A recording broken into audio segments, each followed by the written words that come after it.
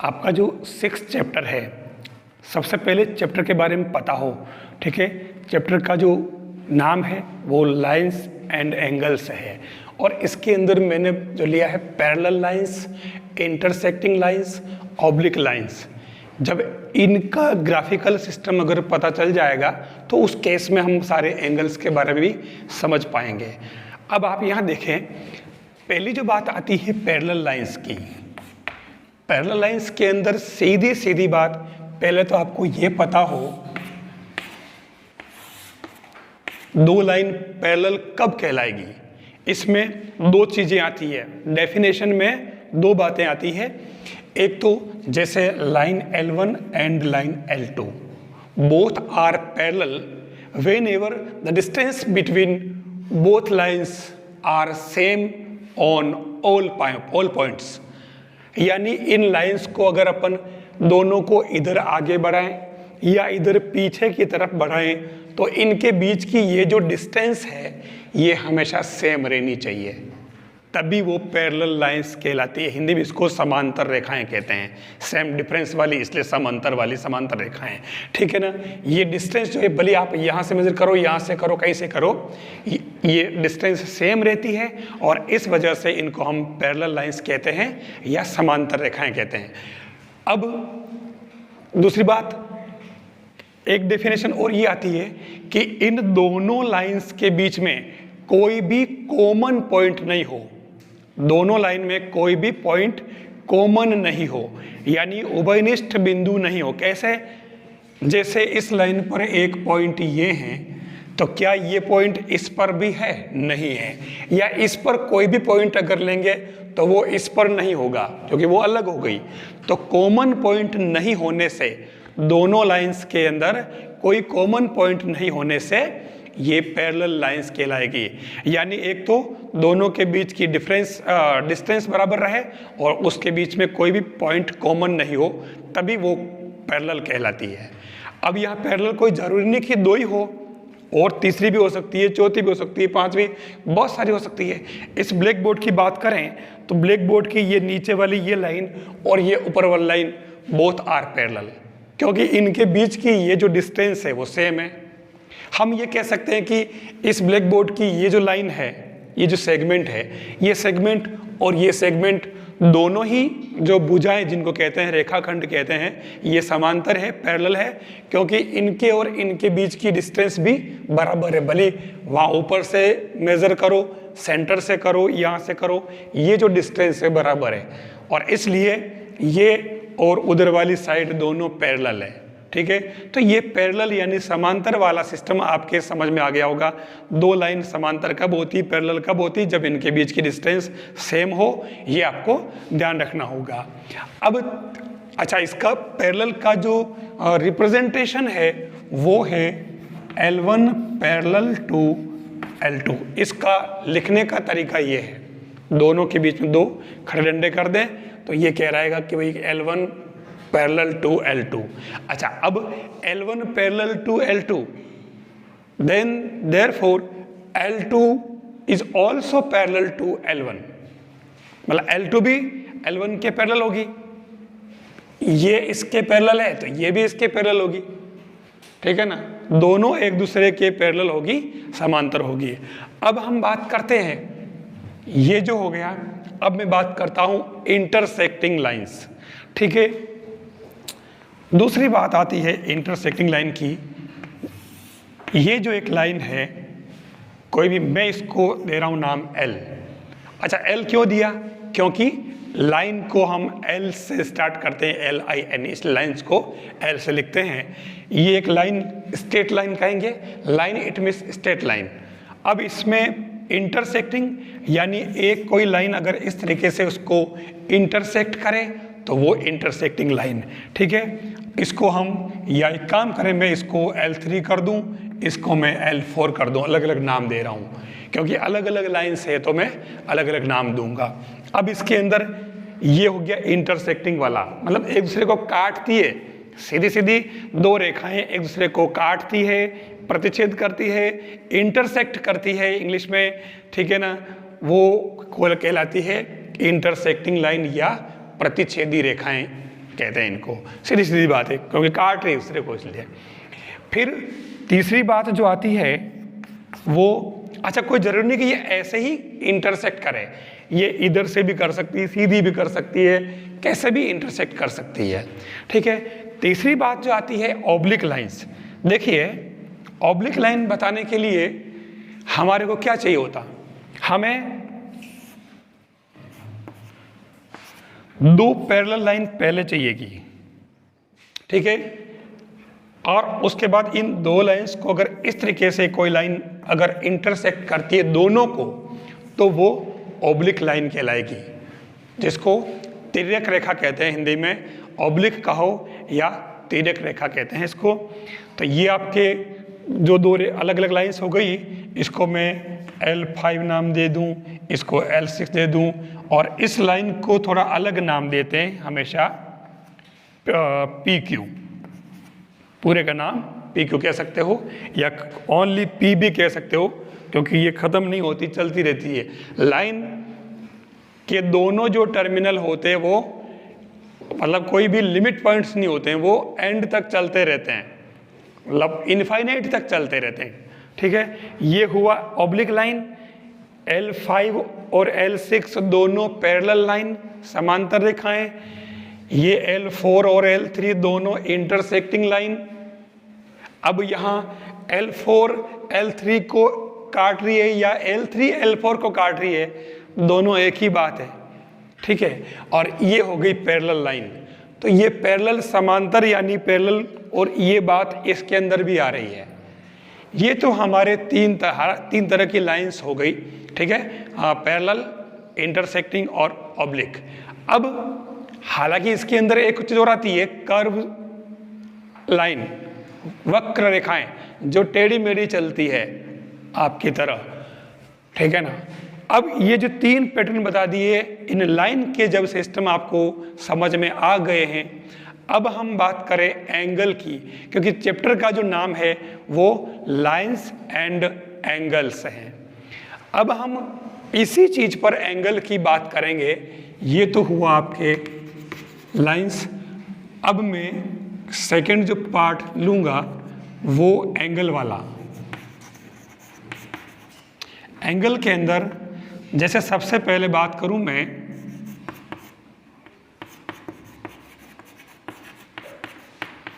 Alternating angles, number 2 corresponding angles, तीसरा vertical opposite है ना, ओ, ठीक है। अल्टरनेटिंग एकांतर कोण, कॉरस्पॉन्डिंग संगत कोण, और वर्टिकल अपोजिट मतलब शीर्षाभिमुख यानी अपोजिट, आमने सामने। इन तीन चीज़ों को आप ठीक से देख लें, बाकी सारी चीज़ें आपको मिल जाएगी। हमें अगर इस पर जाना है तो उसके पहले आपको लाइंस के बारे में पता होना जरूरी है। लाइंस के बारे में एंगल के पहले मैं वापस इसी पे आना चाहूँगा। यहाँ से अगर मैं स्टार्ट करूँ यहाँ से, तो अच्छा एक और आता है, क्या बोलते हैं उसको, स्ट्रेट एंगल।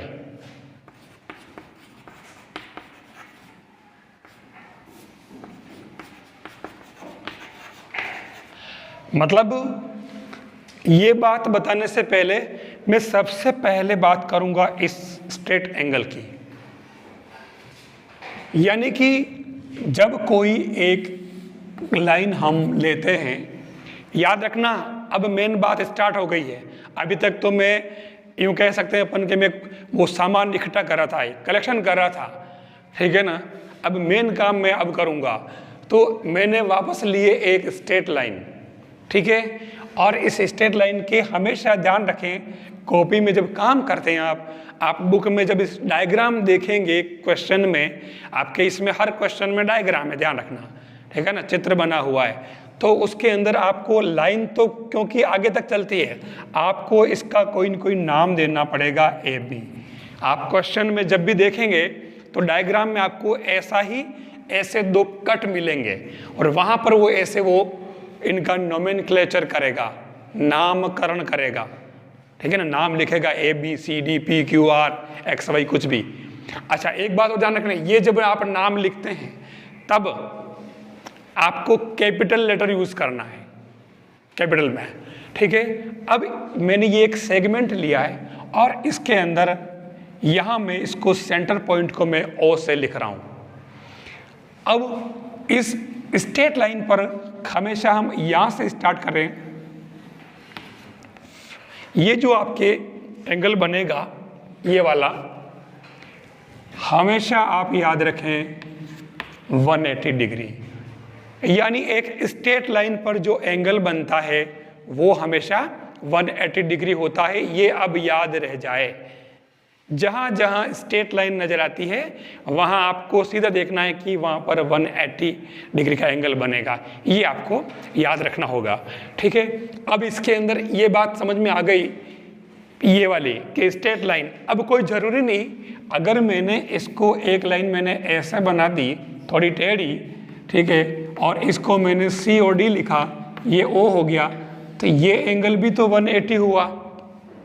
अगर मैंने कोई लाइन ऐसे इस तरीके से कर दी, ठीक है, इसको मैं कैपिटल पी इसको कैपिटल क्यू कर दूं, ये आपका सेंटर ओ, तो ये वाला एंगल भी तो आपके 180 हुआ। बस यानी स्ट्रेट लाइन पर हमेशा जो है वो 180 डिग्री का एंगल होता है, ये आप याद रखेंगे, क्योंकि ये अभी तो मैं अलग बता रहा हूं तो आपको याद आ रहा है, लेकिन जब मैं 2-3 चीजें एक साथ लूंगा उस समय आपके कंफ्यूजन हो जाएगा, तो वो कंफ्यूजन नहीं हो इसलिए आपको अलग से उसको याद रखना कि स्ट्रेट लाइन दिखती है आपको 180 है। अब मैं यहां पर क्या कर रहा हूं, ये भी स्ट्रेट लाइन है तो ये वाला एंगल 180 हुआ। अच्छा मैंने ये कहा कि 180, ये नीचे वाला ये भी तो 180 होगा, भाई स्ट्रेट लाइन है, भले ऊपर से काउंट करो भले ही नीचे से करो, तो दोनों केस में 180 ही होगा, ठीक है। अब मैं क्या कर रहा हूं, मैं इस पे आ रहा हूं, इस डायग्राम को देखना, यहां से लेकर के यहां तक 180, अगर यहां से लेकर के मैं इधर यहां आऊं, देखो पूरा फोकस करें आप, है ना, यहां से लेकर के यहां तक ये भी 180, इधर से अगर यूं लूं तो भी ये 180, और नीचे से अगर इधर से लूं तो भी 180, ठीक है।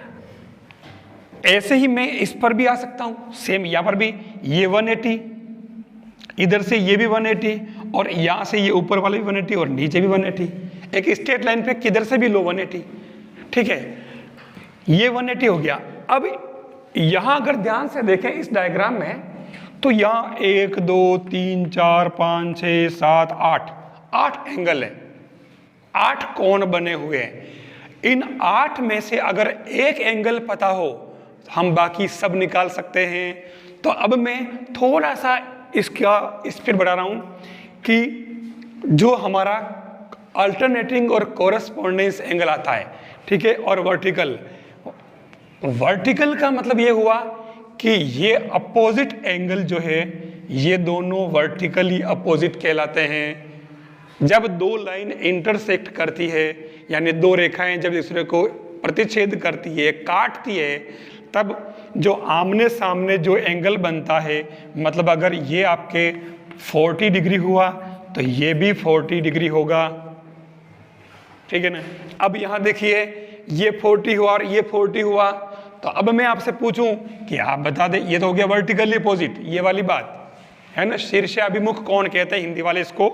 तो ये अब ये वाला एंगल कितना होगा, क्योंकि आपको मालूम है कि ये पूरा 180 होता है, मैंने बताया ना स्ट्रेट लाइन पर पूरा 180, तो उस केस में ये अगर 40 है तो ये बाकी बचा हुआ कितना होगा 140। एक स्ट्रेट लाइन पर आप यही देख लो कि ये 40 है तो ये 140 होगा, क्योंकि ये पूरा मिला करके ने 180 होता है, खबर पड़ रही है? ये सिस्टम ध्यान रखें आप, यानी एक एंगल। तो अब मैं इसी बात को यहाँ ले आऊँ, ठीक है, ये तो हुआ वर्टिकली अपोजिट और ये स्ट्रेट लाइन वाला जो 180 है, ठीक है, वर्टिकल वाला हो गया। अब मैं बात करता हूँ अल्टरनेट एंगल, और अल्टरनेट लेने से पहले चलो मैं कॉरस्पॉन्डिंग लेता हूँ। इसको संगत कोण कहते हैं, हिंदी वाले संगत कोण, ठीक है, इसको कहते हैं एकांतर कोण, ठीक है, इसको कहते हैं शीर्षाभिमुख, ठीक है, इसको सरल कोण कहते हैं, रिजु कोण भी कहते हैं, ठीक है। तो ये तो ठीक है, मैं बात कर रहा हूँ कोरस्पोंडेंस। अब कोरस्पोंडेंस यानी कि संगत कोण, इसमें हम कैसे पता लगाएंगे? जब हमारे पास में बहुत सारी दो या दो से ज्यादा कोई स्ट्रेट लाइंस यानी पैरेलल लाइंस हो, समांतर रेखाएं, और उसको एक ऑब्लिक लाइन इस तरीके से वो काटे, तिर्यक रेखा उसको अगर तिरछी इसको काटे, तो देखना आप एक तरह से कहो ना ये सीढ़ियां हैं, ठीक है, पहली सीढ़ी है, यहां से उतरोगे तो इस पे आओगे, यहां से उतरोगे तो यहां पे आओगे, यानी ये ऊपर ऊपर वाले सभी कॉरस्पॉन्डेंस एंगल हुए, ये वाले जो ऊपर ऊपर वाले सभी कॉरस्पॉन्डेंस एंगल हुए और सभी इक्वल हुए, ठीक है, यानी ये आपके 140, क्योंकि ये 40 था, सेम इसी एग्जांपल को ले आओ यहाँ पे स्ट्रेट लाइन पे, ये 40 तो ये 140 हो गया। अब ये अगर 140 है तो कॉरस्पॉन्डेंस एंगल यानी संगत कोण सभी बराबर होते हैं, तो इसलिए ये नीचे वाले ये तीनों कोण संगत कोण है, कॉरस्पॉन्डेंस एंगल है, तो कॉरस्पॉन्डेंस है तो ये 140 हो जाएगा, ये भी 140 हो जाएगा। आया समझ में? कॉरस्पॉन्डेंस एंगल सभी इक्वल होते हैं, बराबर होते हैं, तो ये 140, यही 140, यही 140, क्यों? क्योंकि तीनों कॉरस्पॉन्डेंस एंगल है। अब हम चलते हैं उस साइड में, ये और ये तीनों भी कॉरस्पॉन्डेंस एंगल है। उधर से वापस संगत कोण, ये 40 तो ये भी 40, ये भी 40, वापस चेक कर लो, 40 ने 140, 180, एक सरल रेखा पे स्ट्रेट लाइन पे 180 होता है, सीधी सी बात है ना, तो सभी पे अप्लाई हो रहा है। अब आप एक काम करना, अब इसके अंदर आप वर्टिकली अपोजिट वाला लगाएं कि सम्मुख कोण सामने वाले बराबर होते हैं, तो ये अगर 40 है तो ये कितना हुआ? ये भी 40 ही हुआ, और ये 40 हुआ, तो भले ही तो आप वर्टिकली के हिसाब से लो, जो ये भी 140 हो जाएगा न, भले ही आप नीचे वाला पूरा 180 होता है, जो ये 40 है तो इसको 140 होना ही पड़ेगा, दोनों मिला के 180। सेम काम, ये 40, ये वर्टिकली अपोजिट, ये 40, ये 140, ये 140 वर्टिकली अपोजिट, ये भी सेम ऐसे ही वर्टिकली अपोजिट, ये वर्टिकली, भले ही आप वर्टिकली अपोजिट से करें और भले ही आप सब 180 वाले से करें, दोनों से एक ही बात है। अब इसके अंदर बचा अल्टरनेटिंग एंगल को हमेशा आप जेड याद रखें, इंग्लिश का जो अल्फाबेट है ना लास्ट वाला जेड, आप जेड शेप याद रखें, जहां जहां जेड शेप बनती है वहां अल्टरनेट एंगल बनेगा। पर ध्यान रखना पड़ेगा कि ये और ये दोनों लाइन है, ध्यान रखना, ये और ये दोनों लाइन कैसी है? पैरेलल लाइन, ठीक है, ये पैरेलल होनी चाहिए। वो छोटे बच्चे लिखते हैं ना, कहते हैं कि जेड ऐसे, ये किया, ये करके नहीं, ये जेड कर दिया, छोटे बच्चों के लिए जेड, ये भी जेड से, ठीक है ना, तो वहां पर मतलब फिर ये एंगल नहीं, ये एंगल इक्वल कैसे हो सकता है? क्योंकि उसके लिए तो ये और ये पैरेलल होनी चाहिए, दोनों, ये और ये, ठीक है, तो ये पैरेलल बने और इसकी ये आपके ऑब्लिक लाइन, ये वाली बीच वाली, तो जब भी जेड बने तो एक इधर का और एक इधर का, ये दोनों आपके अल्टरनेटिंग कहलाएंगे। जेड शेप में एक इधर का, जहां जहां जेड शेप बने वहां वो अल्टरनेट एंगल कहलाएंगे, हम उसको एकांतर कोण कहते हैं।